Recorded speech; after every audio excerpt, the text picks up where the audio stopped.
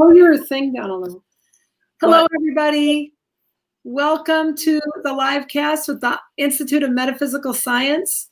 You can look at our website at scientificmetaphysics.org, and we would love to have any support. This is where you can get any of the books or tapes or seminars, etc., and participate fully if you want more information.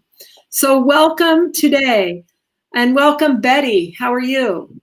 Fine. How are you? I'm good. So we're not in the same state anymore, so I have to ask. I know. So things are great here. It's a little rainy today.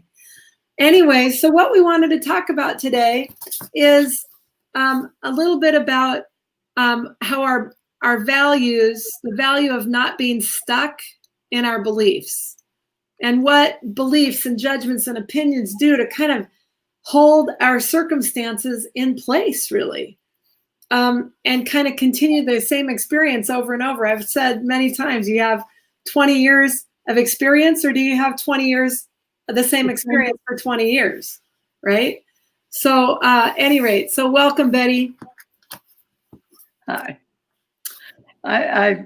Did you put up one of the topic you chose is really timely, because we are the ones that hold ourselves back. And we do it without even realizing it.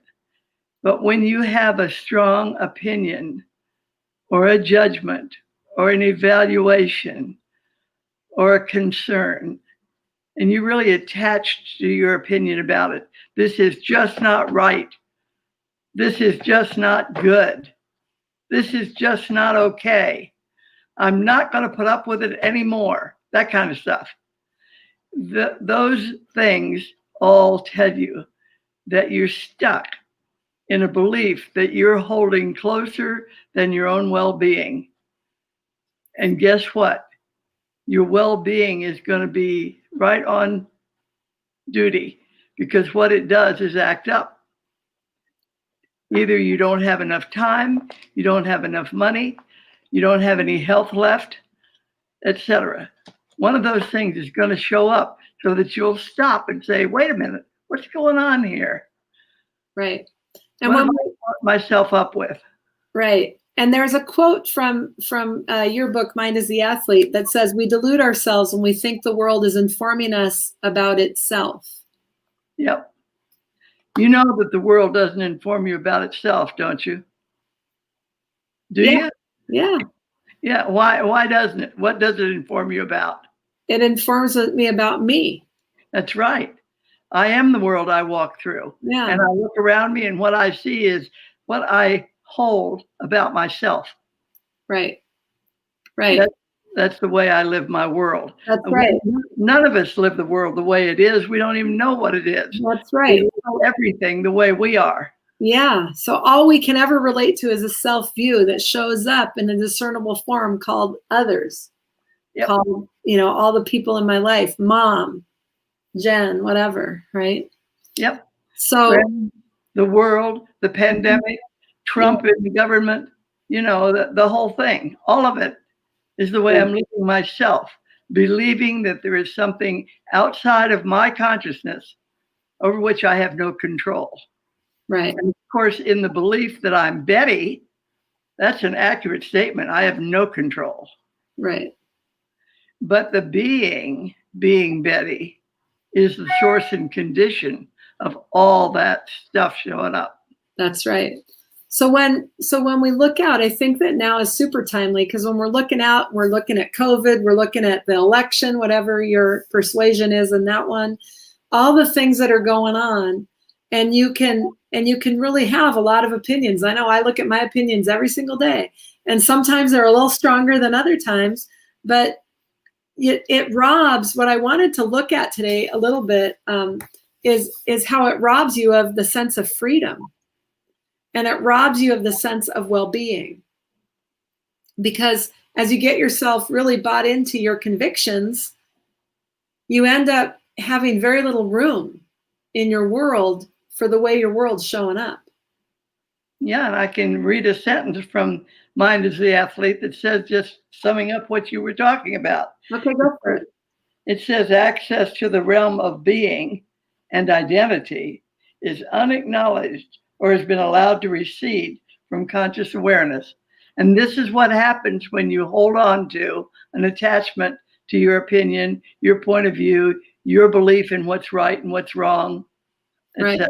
So let me just ask you this. So when you're, just from the standpoint of, so you've got a conviction, you've got a belief, and what are you supposed to do with it? Just let it be, like everything's okay when you know that, dang it, it's not shaping up. Like what's the power? What is the dealing with it? What's the science viewpoint of that? Okay, what I observe, the seen, heard, and felt, the language world around me, that's really my point of view in a way that I can understand. Hanging on to that stuff, I have no access to anything beyond what I'm looking at. Mm-hmm. And when I'm looking at or considering science, metaphysical science, I recognize that the fundamental principle on which we build in science is that all is infinite mind, infinitely manifest. Mm-hmm. So the two don't seem to fit. But let me tell you, the minute I begin to say, now, wait a minute, this thing that I'm so concerned about, the fact is it's showing up perfectly, just the way I'm believing that it is. And if I don't like that look, then I have to pay attention to the beliefs that are hooking me. The belief that I'm a two-legged animal, the belief that something is separate from my mind, the belief that I live and move and have being as Betty, instead of the fact that I live and move and have being mentally and always have.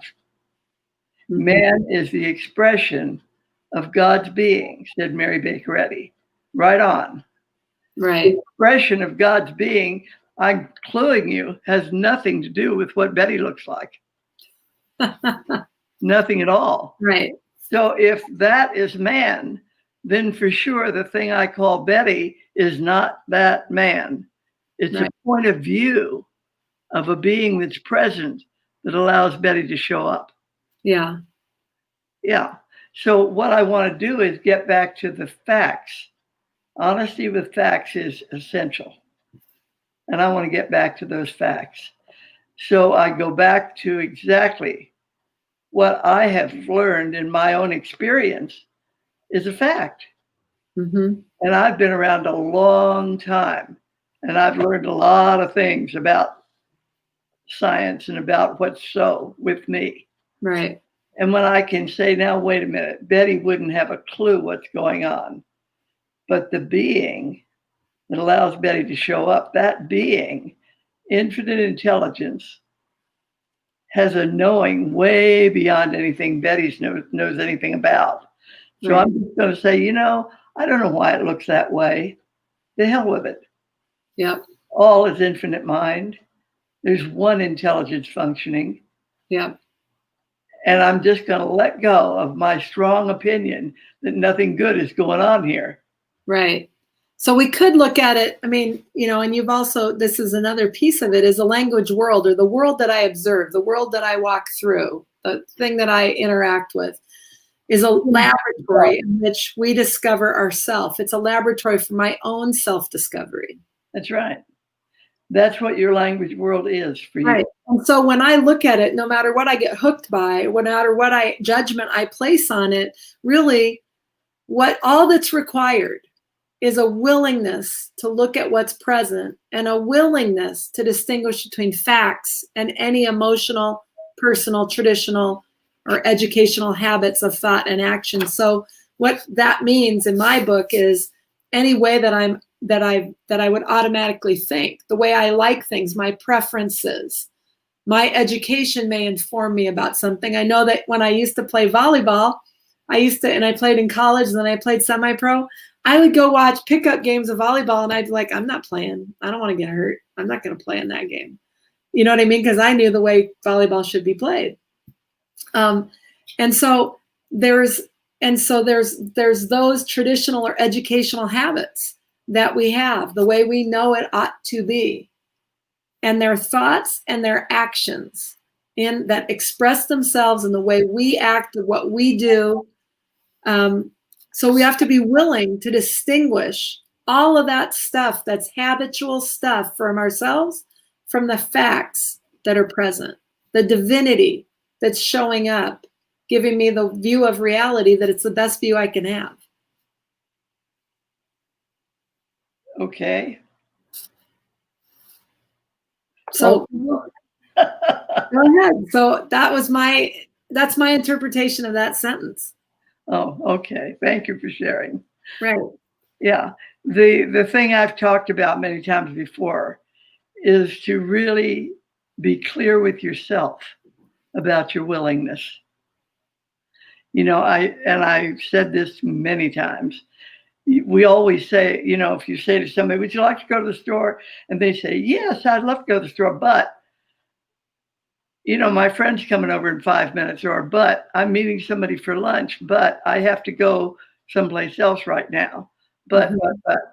And what I have learned is that everything that you hold as true after the word but tells you what's limiting you in your daily living. And think about that. And especially when you want to say, yes, I'm willing, but. Right. It's no small task. Right. It's a full engagement to be really willing. And when something comes along that you have a strong feeling about, and it hangs you up because you're attached to your feeling about it, that giving that up and allowing it to be, you don't have to do anything with it. Just leave it alone. Yeah. You don't have to fix it. You don't have to change it. You don't have to do a thing, but just be willing to leave it alone. Yeah. And guess what? When you leave it alone, it's powerless, because all those ideas, all of those points of view, all of those considerations come to you for life, and you give them all the life they've got. Yeah. And without you there, they have no presence at all. So when you just allow them to be, they're pointless. They fade away. What keeps them in place is the argument with it. Right. Resistance. And if we're willing to look, we can actually see the value and the contribution that is for our own self-discovery. That's right. That's right. And your freedom is in proportion to your self-value. Say that again. Your freedom is in proportion to yourself, and that's a capital S, self-value. And your value as divine being rather than as Betty looking. Okay, say more. Well, right back to the original statement. All is infinite mind. All is God being. All is reality based. And reality is not the language world that we observe. That's simply our point of view on the reality present. Mm-hmm. What the reality present is, while we have lots of words that describe perfect, whole, complete, eternal, joyous, free, all those words, mm-hmm. we don't actually know what that looks like from a concept point of view. So we make it up, and our concepts limit us. Well, everything in the world we walk through is a concept. That's right. You can't open your mouth without a concept coming out. Well, I don't know about that. It's all concept. Even everything we look at. If I look at my phone, this is just the language world. Well, it's infinite mind seen the only way I can see it. Okay. But since the concept doesn't actually exist, I can't say it's all concept. Okay. All right. I have to say that we live the world as we are. Okay. If I'm being that's real, then that's what limits me. Right. Yeah. So science gives us a real opening to step outside the box of the language picture of ourselves and begin to live the ideas that is God present. Right. That's where freedom is. Right. And then there's a couple different quotes from Mary Baker Eddy, I think, too. This one comes to mind. If you have stuff going on with somebody else, and a judgment about them, and maybe they're a competitor or an opponent in one way, let your opponents alone and use no influence to prevent their legitimate action from their own standpoint of experience. Yeah. And then she goes on to say, knowing as you should that God, or the God idea, the being you, will well regenerate and separate wisely and finally. Mm-hmm. Whereas you, the personal concept called Betty or Kim, may err in effort and lose your fruition. Yeah. Lose the whole thing. Right.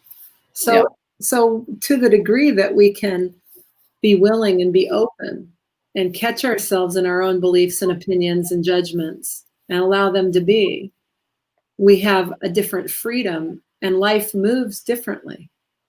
Life shows up differently. Yeah. We experience it differently. So when I'm being different, what I have identifying me is going to be different, right? Yeah. So then another interesting quote is, in science, in Christian Science, mere opinion is valueless. Proof is essential. So say more about that proof is essential portion.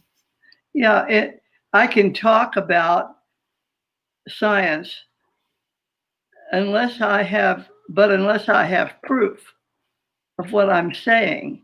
They're just words. Mm-hmm. So that's why metaphysical science, Christian Science, any of the sciences are valueless unless they have proof backing them up. Mm-hmm. So when we say that you can be free of some illness,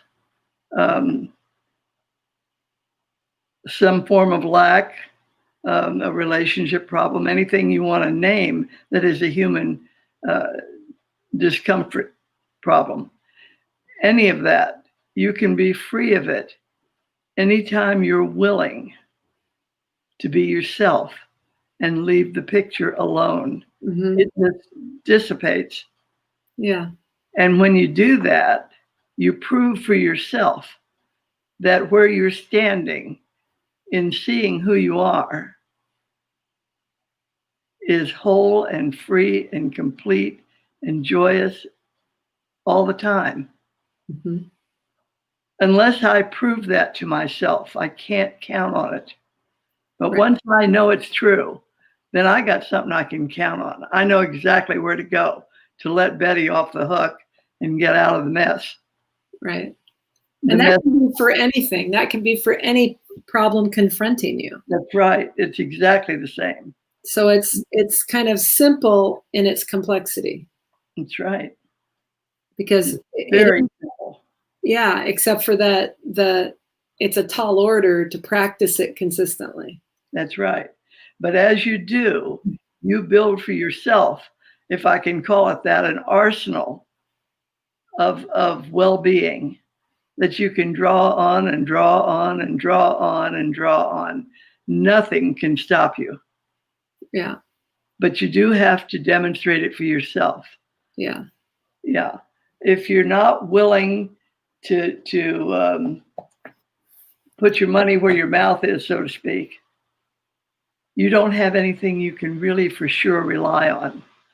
Once you demonstrate for yourself that the way you be is what you see going on around you, yeah, then you've got some power there in being yourself.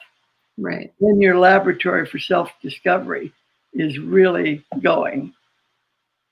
You're discovering that who you are, in fact, is idea, the image of the God idea, reflectively present. Yeah. I find that in living, with business or anything, if it looks like we're going to have a low revenue month or something like that, and I can just allow it to be, things show up. New business comes in where I least expect it, quite frankly. it just shows up, and there it is. It's a different being of that, but it's effortless. Whereas I could be working really hard to make things happen. When I relax and I just say, okay, well, and it doesn't mean I'm not intentional. So I don't want to put it like I'm, just, pull the covers up over my head and go back to sleep. It's not that, but there's an ease in living that shows up. Things start working differently. Does that make sense? Yep. Yeah. And I've lived this in every single possible problem you can imagine. And it never let me down, never. Give me an example. Well, I've had a problem with income, and I'm just fine. In every single instance, something has worked out. The wherewithal showed up.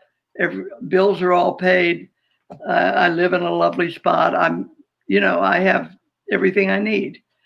I also have had relationships that things work out.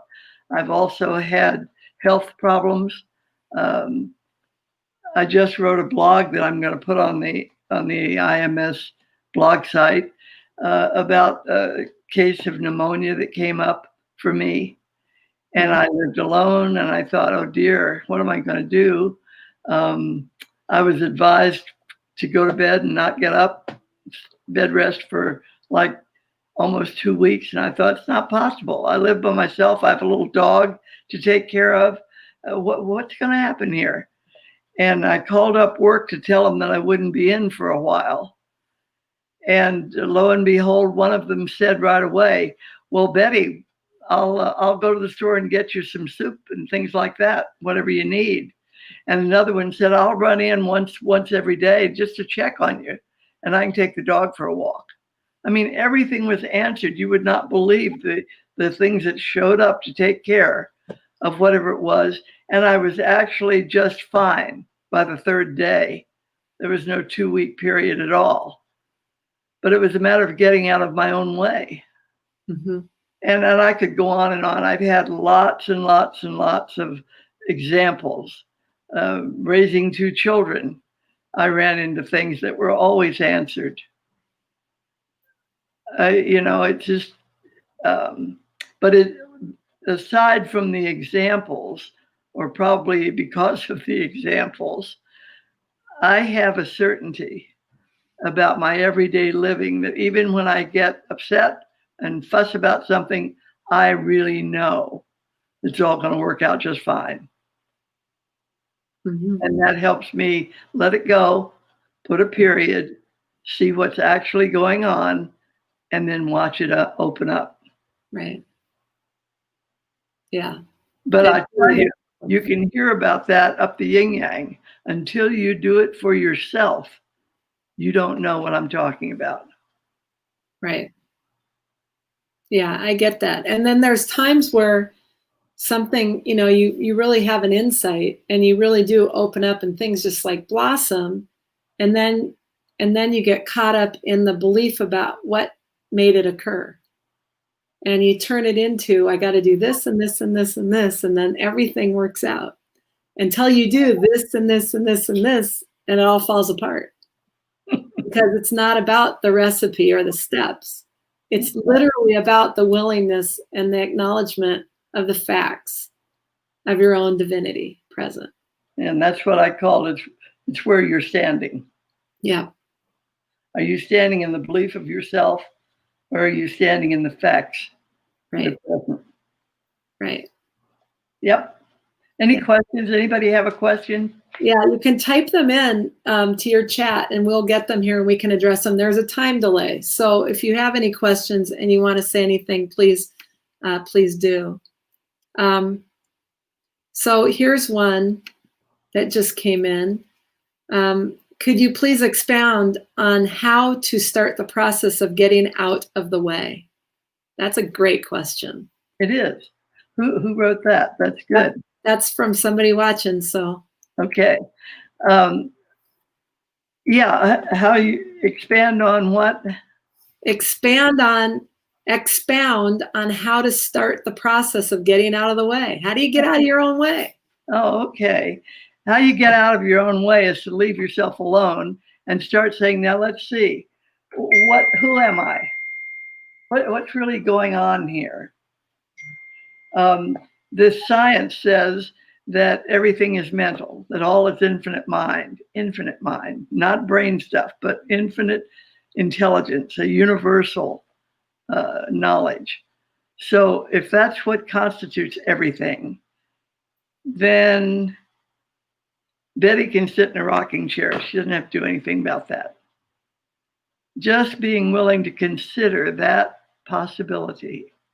Right away, I have not given a thought during these 2 seconds that I've been talking to whatever that problem was. The freedom from my concern for the problem has the answer, the solution, the healing already in place. Mm-hmm. You know, it's like before they call, you will answer. The perfection of being is always present. Reality, whole, complete, perfect, is present. My living of it is up to me. Right. So it's another way to say it is that when I get all hooked in, if I can just allow it to be, and I can look at, well, what's really present? Is this really all there is to me? Is this all there is to me in a world of, like kind of like on a billiard, we're just a bunch of objects clanging up against each other, or is there some hint of something more? And if there's that hint of something more, well, then what is that? What is that gives rise to all the stuff I'm looking at? And if I can allow it to be and acknowledge the divinity present and say, I'm looking at the only way I can see it, so I'm just going to let it be. That would be getting out of my own way. Yep, that's a good beginning.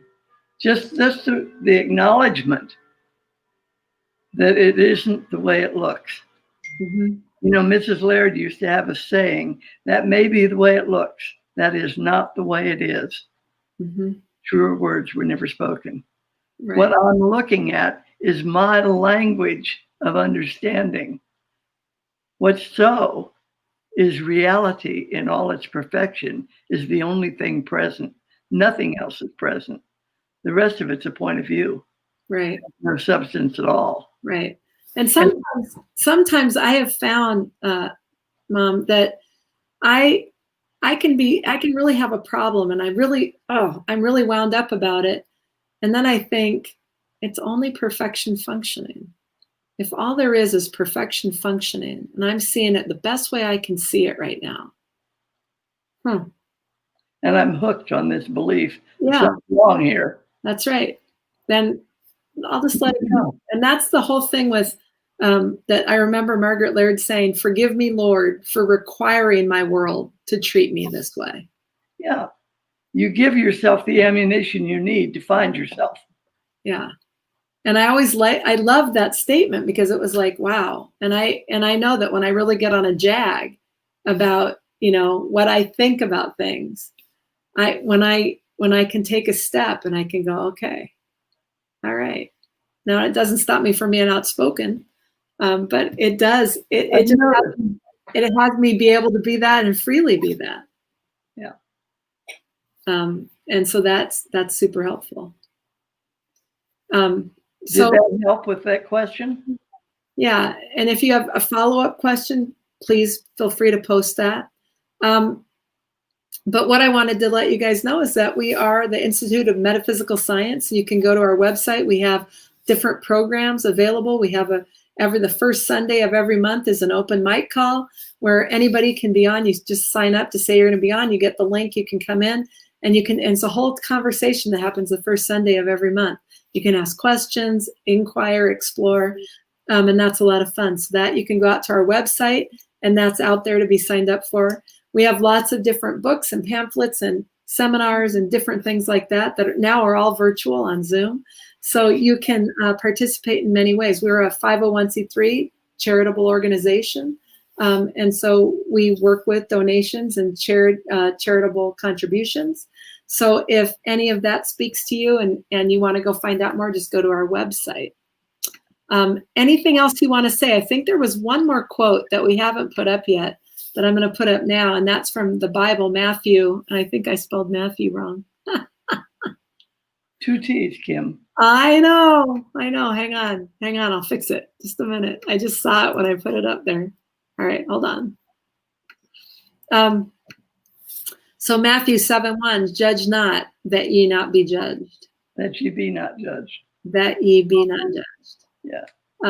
And so that's another thing. It's like we have all of our judgments and opinions and the way things ought to be and all of that. You can think, okay, judge not, that ye not be judged, that ye be not judged. So, so anything with that, I think we're here every Wednesday, 7 p.m. Central, 5 p.m. Pacific, and we'll be here next week. So between now and then, have a very great week, and just look at your own willingness to have things be exactly the way they are and exactly the way they're not, and explore some freedom and what that then moves in the whole world for you. Play with it. That's right. And so till next time, play with it.